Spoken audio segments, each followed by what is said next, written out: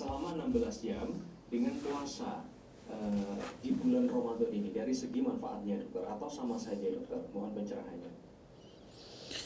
Ya baik, ya ini sebenarnya bisa dijawab dengan sebuah hadis yang kita sudah sangat kenal, yaitu innamal a'malu binniyat. Ya, jadi intermittent fasting ya kita tahu ya bukan bagian dari syariat kita, ya. Atau mungkin bukan bagian dari syariat agama. Ya, syariat agama kita apa ya? Puasa. Apakah mirip, cuman kan kalau puasa ada niat.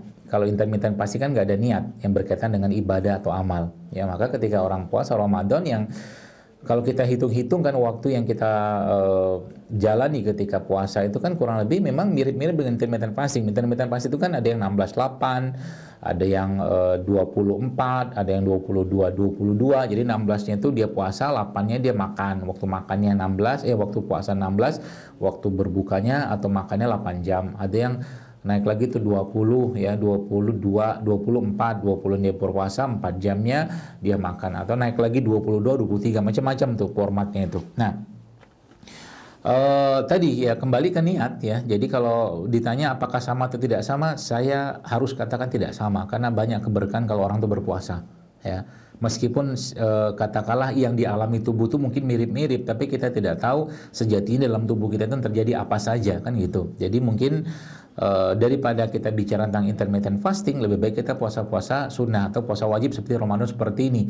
Termasuk juga kita tahu puasa Ramadan seperti ini kan sebenarnya tadi saya jelaskan bahwa waktu yang kita diberi kesempatan makan itu kan nggak banyak gitu kan. Artinya ini boleh dibilang salah satu ultimate dari intermittent fasting ya. Tapi yang intermittent fasting yang kita di sini bukan sekedar intermittent fasting, tapi ini ada panduan syariat dari agama kita ya. Makanya kalau saya lebih memilih ya lebih baik kita optimalkan puasa-puasa sunnah ini gitu kan. Bahkan yang ada satunya tuh salah satu bentuk intermittent fasting kan namanya alternate day fasting. Alternate day fasting ini kan sehari puasa sehari tidak gitu loh. Makanya itu puasa Daud kan sebenarnya. Makanya itu tadi saya katakan bahwa akan sangat berbeda, karena di sini ada apa namanya nuansa keimanan ya, nuansa perintah ketaatan kita pada Allah yang kita lakukan, dan memang dilakukan karena Allah, bukan untuk sehat ya, tapi memang karena semua ibadah itu masuk puasa juga kita melakukannya bukan untuk sehat, tapi untuk karena itu bagian dari perintah dari Allah Subhanahu wa taala, atau dicontohkan oleh Rasulullah sallallahu alaihi wasallam. Demikian.